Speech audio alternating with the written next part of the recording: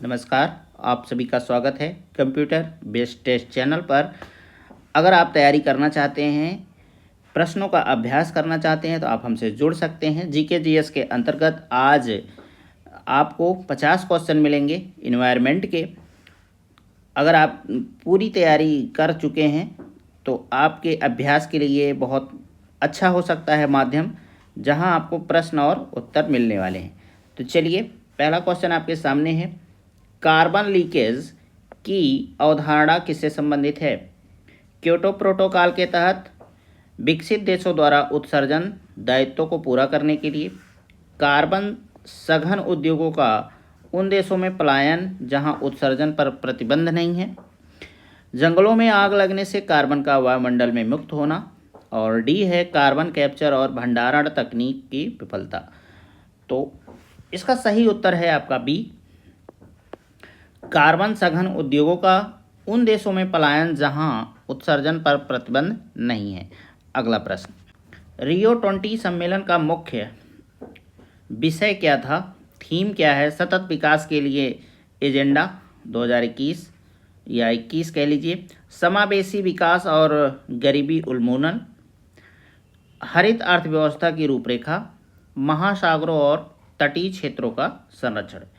तो इसका सही उत्तर है आपका सी वाला, हरित अर्थव्यवस्था की रूपरेखा।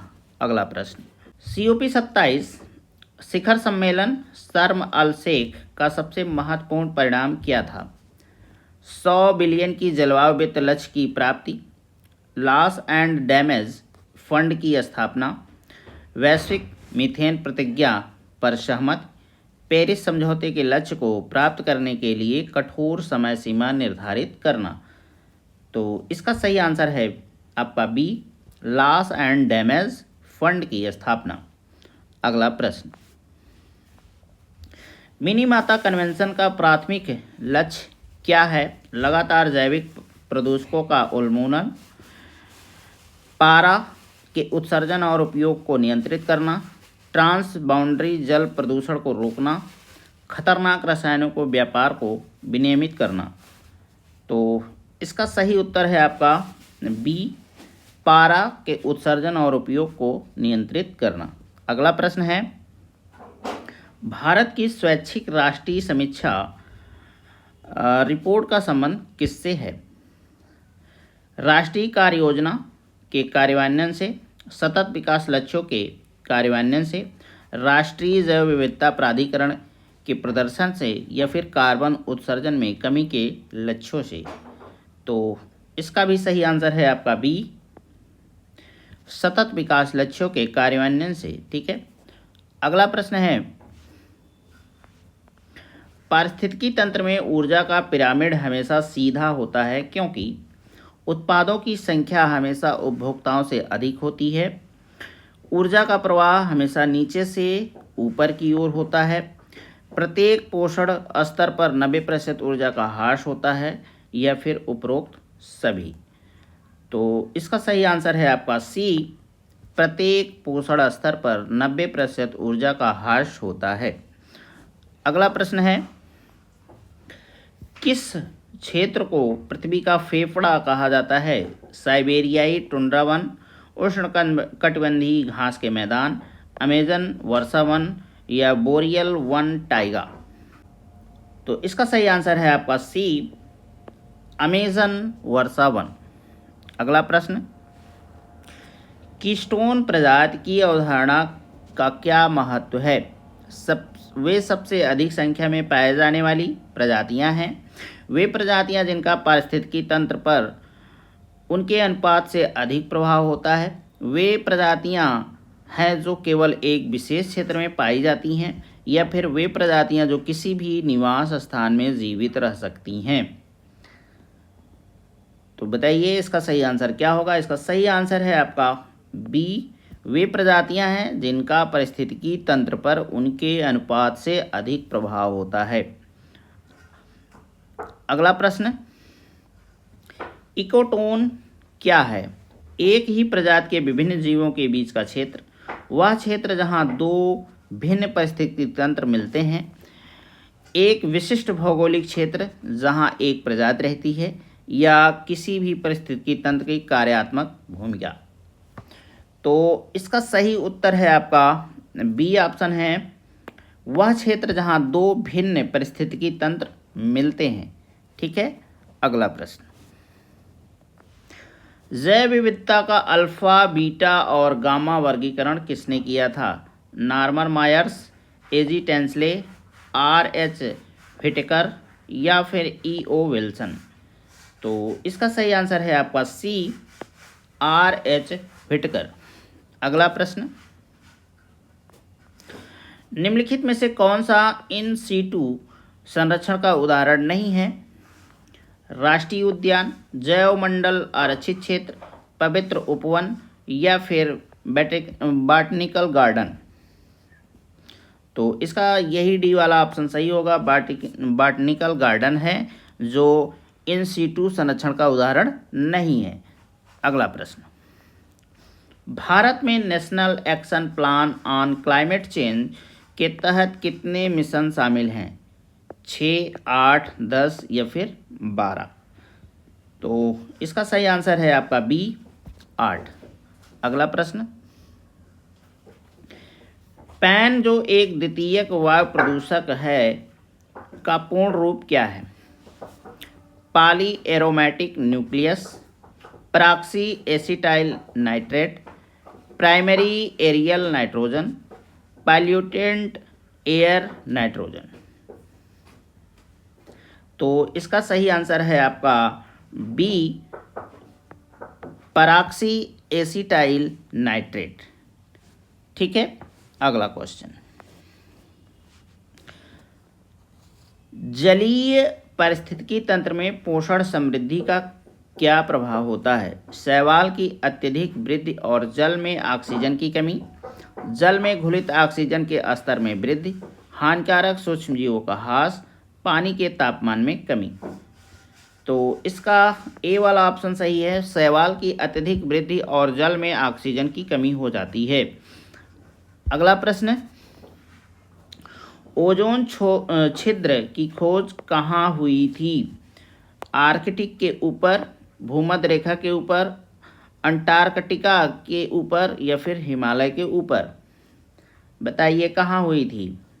तो इसका सही आंसर है आपका सी, अंटार्कटिका के ऊपर हुई थी।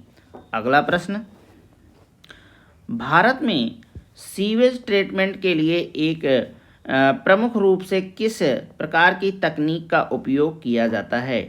ट्रिकलिंग फिल्टर, एक्टिवेटेड स्लज प्रक्रिया, रोटेटिंग बायोलॉजिकल कॉन्टैक्टर्स या फिर सभी? तो इसका आपका डी वाला ऑप्शन सही है, सभी किया जाता है। अगला प्रश्न, वायु गुणवत्ता सूचकांक में सबसे हानिकारक प्रदूषक कौन सा है जिसकी निगरानी की जाती है? सल्फर डाइऑक्साइड की, नाइट्रोजन डाइऑक्साइड की, पार्टिकुलेट मैटर 2.5 या फिर अमोनिया? बताइए इसका सही आंसर क्या है? 17 का। 17 का आपका सी ऑप्शन सही होगा, पार्टिकुलेट मैटर 2.5। अगला प्रश्न, बायो रेमेडिएशन किससे संबंधित है? आनुवांशिक रूप से संशोधित जीवों का निर्माण, सूक्ष्म जीवों का उपयोग करके प्रदूषकों को हटाना, प्राकृतिक तरीकों से ऊर्जा का उत्पादन या फिर जैव ईंधन के लिए फसलों की खेती? तो इसका सही आंसर है आपका बी, सूक्ष्म जीवों का उपयोग करके प्रदूषकों को हटाना। अगला प्रश्न है, भारत में रामसर स्थलों की सबसे बड़ी संख्या किस राज्य में है? अक्टूबर 2025 तक की ये बात आपसे पूछा जा रहा है। गुजरात, उत्तर प्रदेश, तमिलनाडु या फिर कर्नाटक? बताइए। तो इसका सही आंसर है आपका सी, तमिलनाडु। अगला प्रश्न, भारत का पहला समुद्री राष्ट्रीय उद्यान कौन सा है? गाहिरमाथा समुद्री अभयारण्य, मन्नार की खाड़ी समुद्री राष्ट्रीय उद्यान, कच्छ की खाड़ी समुद्री राष्ट्रीय उद्यान या फिर सुंदरवन राष्ट्रीय उद्यान? तो इसका सही आंसर है आपका सी, कच्छ की खाड़ी समुद्री राष्ट्रीय उद्यान। अगला प्रश्न, लाफिंग गैस जो जलवायु परिवर्तन में योगदान करती है क्या है? Carbon dioxide, nitrous oxide, methane, sulphur, hexafluoride. बहुत ही सरल प्रश्न है, बार बार आपके एग्जाम में पूछा जाता है ये क्वेश्चन। तो इसका सही आंसर है आपका B, nitrous oxide. Great Indian bustard का मुख्य निवास स्थान भारत के किस राज्य में है? उड़ीसा, गुजरात, राजस्थान या फिर महाराष्ट्र। तो इसका सही आंसर है आपका सी, राजस्थान। अगला प्रश्न, मेगा डाइवर्स कंट्रीज की अवधारणा किससे संबंधित है? वे देश जिनमें सबसे अधिक वन क्षेत्र हैं, वे देश जहां विश्व की 70% से अधिक प्रजातियां पाई जाती हैं, वे देश जिनके पास सबसे अधिक अक्षय ऊर्जा संसाधन हैं, वे देश जिन्होंने क्योटो प्रोटोकॉल को सबसे पहले अपनाया। तो बताइए इसका सही आंसर क्या होगा? क्वेश्चन नंबर है आपका 23। तो इसका सही आंसर है आपका बी, वे देश जहां विश्व की 70% से अधिक प्रजातियां पाई जाती हैं।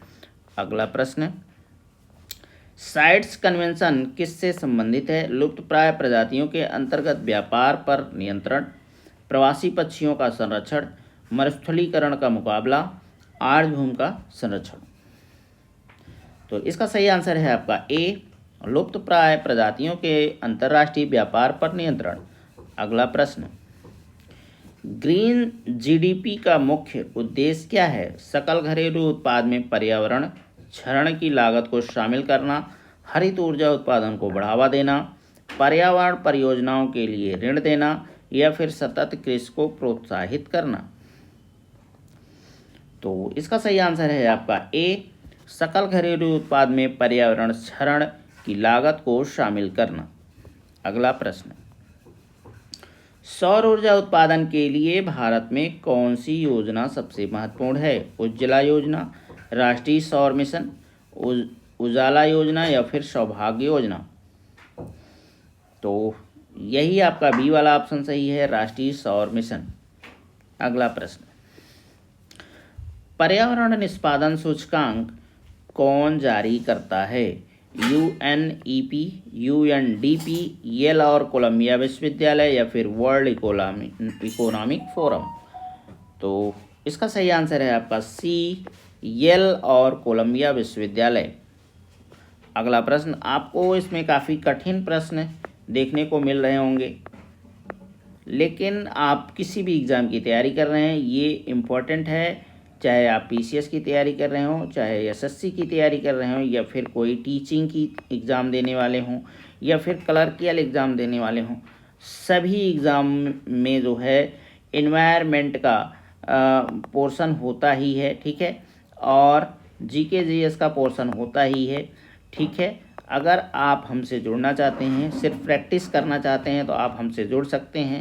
चैनल का नाम है कंप्यूटर बेस्ड टेस्ट चैनल, और आपको चैनल अगर सर्च करना नहीं आता है तो आप डायरेक्ट @ लिखिए और बिना स्पेस दिए लिखिए कंप्यूटर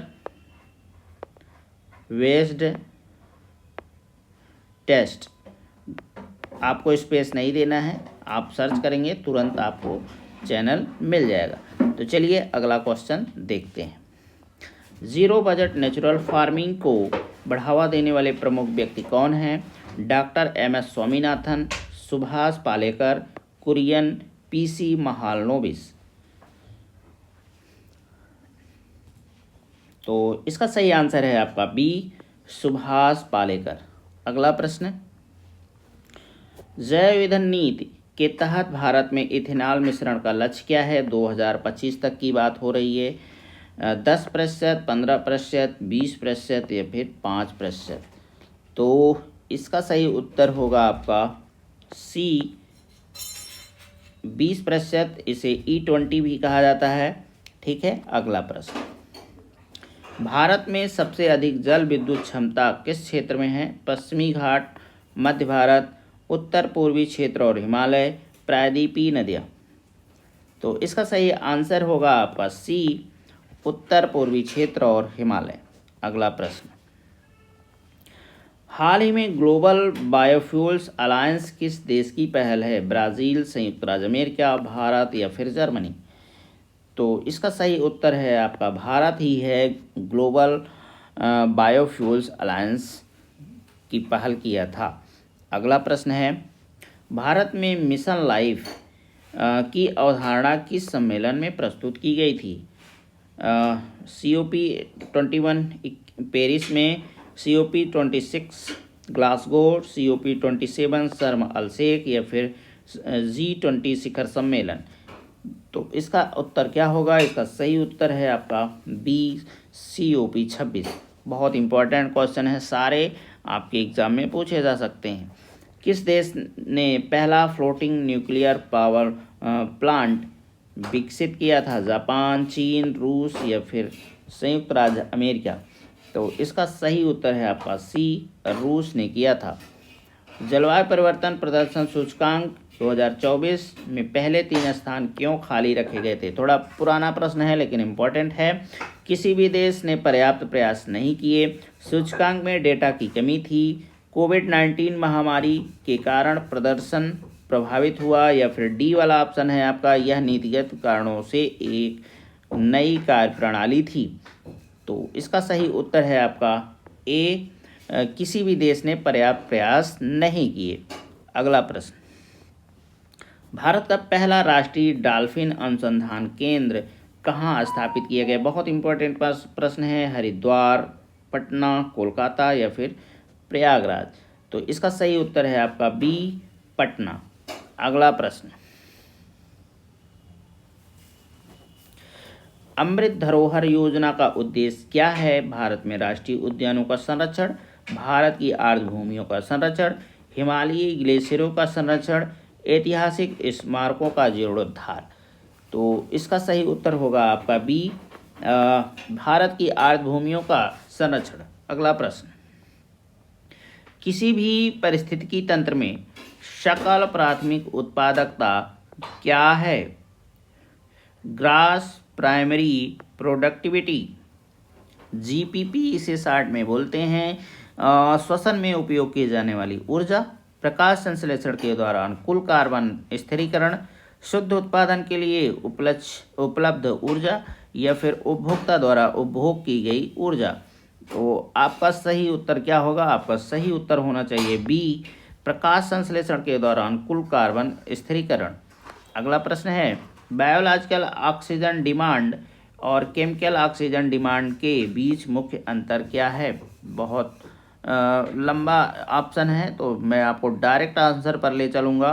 पहला ही ऑप्शन आपका सही होगा। BOD केवल जैविक पदार्थों के अपघटन के लिए आवश्यक ऑक्सीजन को मापता है, जबकि COD जैविक और अजैविक दोनों के लिए। यही आपका उत्तर होगा।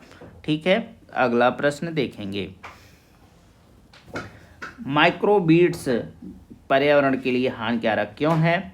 वे जल निकायों में अम्लता बढ़ाते हैं, वे जलीय जीवों द्वारा निगल लिए जाते हैं और खाद्य श्रृंखला में प्रवेश करते हैं, वे ओजोन परत को नष्ट करते हैं, वे जैव अपघटनीय होते हैं। तो इसका सही उत्तर क्या होगा? इसका सही उत्तर होगा बी, वे जलीय जीवों द्वारा निगल लिए जाते हैं और खाद्य श्रृंखला में प्रवेश करते हैं। अगला प्रश्न, जैव विविधता का मापन करने के लिए कौन सा सूचकांक आमतौर पर प्रयोग किया जाता है? Bombay index, Symonds index, Simpson और शैनन वीनर इंडेक्स? और चलिए डी वाला छोड़ देते हैं ऑप्शन। तो बताइए इसमें कौन सा आंसर सही होगा? इसका सही आंसर है आपका सी, सिम्पसन और शैनन वीनर इंडेक्स। अगला प्रश्न, एरोसोल क्या है? एक प्रकार का ज्वालामुखी लावा है, हवा में निलंबित ठोस या तरल कण है, एक प्रकार का ग्रीन हाउस गैस है, वर्षा जल का एक रूप है। तो आपका इसमें कौन सा उत्तर सही होगा? इसका सही उत्तर है आपका बी, हवा में निलंबित ठोस या तरल कण। अगला प्रश्न, ग्रीन मफलर किससे संबंधित है? जल प्रदूषण को नियंत्रित करना, ध्वनि प्रदूषण को नियंत्रित करना, मृदा प्रदूषण को नियंत्रित करना, वायु प्रदूषण को नियंत्रित करना? तो इसमें आपका बी वाला ऑप्शन सही होगा, ध्वनि प्रदूषण को नियंत्रित करना। अगला प्रश्न, वन अधिकार अधिनियम फॉरेस्ट राइट्स एक्ट FRA 2006 का मुख्य उद्देश्य क्या है? वन उत्पादों का सरकार के नियंत्रण को मजबूत करना, वनों में रहने वाले समुदायों को उनके वन भूमि पर अधिकार प्रदान करना, औद्योगिक वानिकी को बढ़ावा देना, वन्यजीव अपराधों के लिए दंड बढ़ाना। तो इसका सही उत्तर है आपका बी, वनों में रहने वाले समुदायों को उनके वन भूमि पर अधिकार प्रदान करना। अगला प्रश्न है, प्रोजेक्ट एलिफेंट किस वर्ष शुरू किया गया था? 1973, 86, 92 या फिर 2002 में? तो बहुत ही महत्वपूर्ण प्रश्न है और इसका सही आंसर है सी, 1992 में। अगला प्रश्न, निम्नलिखित में से कौन सा भारत का biosphere reserve UNESCO man and biosphere कार्यक्रम में शामिल नहीं है? नीलगिरी, सुंदरबन, कच्छ या फिर नंदा देवी? तो इसका सही आंसर है आपका सी, कच्छ, बाकी सभी शामिल हैं। शहरी ऊष्मादीप प्रभाव का सबसे महत्वपूर्ण कारण क्या है? शहरों में पेड़ों की अत्यधिक संख्या, शहरों में जल निकायों की उपस्थिति, इमारतों और कंक्रीट से निकलने वाली ऊष्मा या फिर ग्रामीण क्षेत्रों में उच्च वायु प्रदूषण? तो इसका सही उत्तर क्या होना चाहिए? तो इसका सही उत्तर है आपका सी वाला ऑप्शन, इमारतों और कंक्रीट से निकलने वाली ऊष्मा। भारत की राष्ट्रीय जल नीति का उद्देश्य क्या है? सिंचाई के लिए जल का मुक्त प्रावधान, जल संसाधनों का एकीकृत प्रबंधन और संरक्षण, केवल पेयजल आपूर्ति का पर ध्यान केंद्रित करना, जल निजीकरण को बढ़ावा देना? तो इसका सही उत्तर है आपका बी, जल संसाधनों का एकीकृत प्रबंधन और संरक्षण। अगला प्रश्न, भारत में ई कचरा नियम किस वर्ष अधिसूचित किए गए थे? तो बताइए कब किए गए थे? 2008, 2011 या फिर 2016? चलिए डी वाला ऑप्शन छोड़ देते हैं, आप इन्हीं तीनों में बताइए। तो इसका सही आंसर है आपका बी, 2011 में। अगला प्रश्न है, वेटलैंड्स इंटरनेशनल क्या है? आर्द्रभूमि के संरक्षण के लिए एक सरकारी एजेंसी, रामसर कन्वेंशन का सचिवालय, आर्द्रभूमि और जल पक्षियों के संरक्षण के लिए एक वैश्विक गैर सरकारी संगठन, एक व्यापारिक मंच? तो बताइए इसमें कौन सा उत्तर सही होगा? यही आपका सी वाला ऑप्शन सही होगा, आर्द्रभूमि और जल पक्षियों के संरक्षण के लिए एक वैश्विक गैर सरकारी संगठन। तो देखिए अब आज का अंतिम प्रश्न है, अगर आप चैनल पर पहली बार हैं तो चैनल को सब्सक्राइब कर सकते हैं और लाइक नहीं किए तो लाइक भी कर सकते हैं।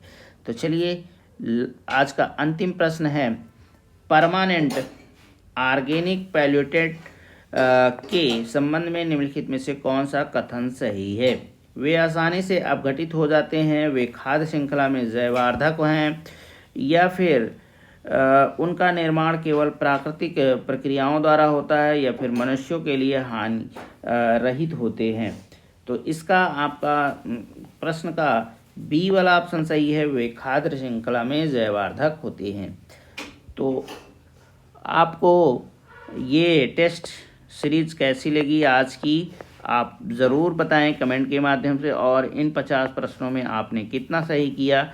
अगर आप इच्छुक हैं तो कमेंट कर सकते हैं कि हाँ आपने 50 में 40 सही किया या 30 सही किया। जो भी आपने सही किया है निसंकोच आप बता सकते हैं। अगर किसी प्रकार का सुधार चाहते हैं कंटेंट में तो आप हमें कमेंट कर सकते हैं, और आप किस एग्ज़ाम की तैयारी कर रहे हैं इस समय वर्तमान में, इसके लिए भी आप हमें बता सकते हैं। और हाल ही में आपका कौन सा एग्ज़ाम है, अगर आपको उसके लिए टेस्ट सीरीज चाहिए तो आप कमेंट के माध्यम से बताइए, मैं उस पर टेस्ट सीरीज लाने की प्रयास ज़रूर करूँगा। तो चलिए आज के लिए बस इतना ही। नमस्कार, जय हिंद।